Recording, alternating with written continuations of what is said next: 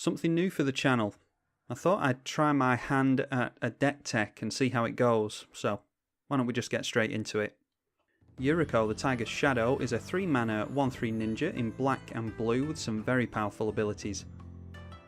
First off, she has Commander Ninjutsu, meaning that she can take the place of an unblocked attacking creature for the low cost of only 2 mana. This can take place either from the hand or from your command zone. But the best part is that you will never have to pay command attacks on Yuriko. As long as you can get an attacking creature through on your opponent, your commander will only ever cost 2 mana, no matter how many times she's died. But as great as that ability is, we're not about to beat our opponent with commander damage using a 1/3 creature. That's where a second ability comes in. Whenever a ninja you control hits a player, you reveal the top card of your library, and Yuriko has each opponent lose life equal to that card's converted mana cost. This is the ability that we want to abuse. By manipulating the top card of our library, we can lay some really nasty heavy damage onto our opponents. Flipping into cards like Curse of the Cabal, Dig Through Time, Temporal Trespass and Treasure Cruise will deal a lot of damage to our opponent. The problem is that we won't necessarily be able to cast these cards, especially in the early game. But we don't want to load the deck up with big spells that we'll never cast just to get a good trigger with Yuriko. This is where we rely on Amonkhet's Aftermath split cards.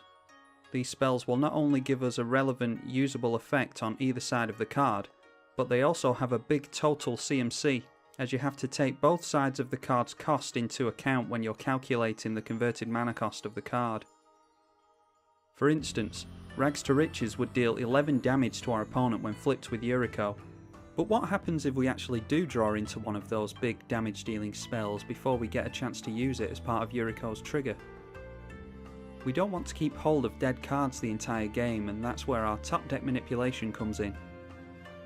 Brainstorm and Scroll Rack are the 2 best cards we have for getting those big spells back on top of our library, so grabbing Scroll Rack with Demonic Tutor is seldom the wrong move to make.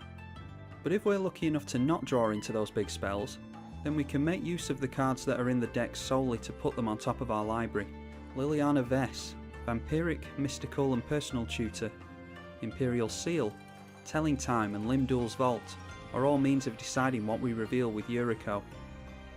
Note that I haven't included Sensei's Divining Top in the deck, because, as my subscribers will tell you, I tend to concentrate on 1 versus 1 commander where the Sensei's top is banned. But in multiplayer, top is an auto include, so don't forget to add it to your decks. We even have the cheap cantrips Ponder, Preordain and Serum Visions in the deck, as these can pull double duty either by setting up our lands in the early game, or moving cards onto or off the top of our library in the mid to late game. And speaking of pulling double duty, Temporal Mastery and Devastation Tide not only deal good damage to our opponent with Yuriko, but we can also take advantage of our top deck shenanigans and cast these cards for their miracle costs if need be. But how do we actually trigger Yuriko and get all of these cards revealed? Well, we make use of cheap evasive creatures. 1 and 2 mana creatures with abilities like Flying, Shadow and Unblockable are a great way to cheat Yuriko out, as well as the other ninjas that we have in the deck. I think an all-star in this category is Nether Traitor, because not only does it have Shadow, which is effectively unblockable in most games, but it also has haste. This is a very relevant ability when you're constantly bouncing your unblockable weenies back to your hand. As I mentioned just now, we do also pack some ninjas other than Yuriko, as Yuriko triggers on ninjas hitting your opponent, and not just Yuriko herself. Now, we don't necessarily care about the ninja abilities, but some of them can be useful. Skull Snatcher is great against graveyard decks, for instance. Sakashima's Student can copy a powerful creature and stay a ninja at the same time, and Walker of the Secret Ways is a great way to cheat out our ninjas multiple times over the course of a few turns.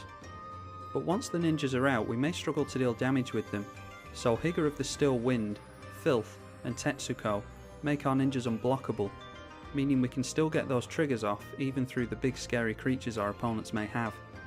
But what about those cheap evasive creatures?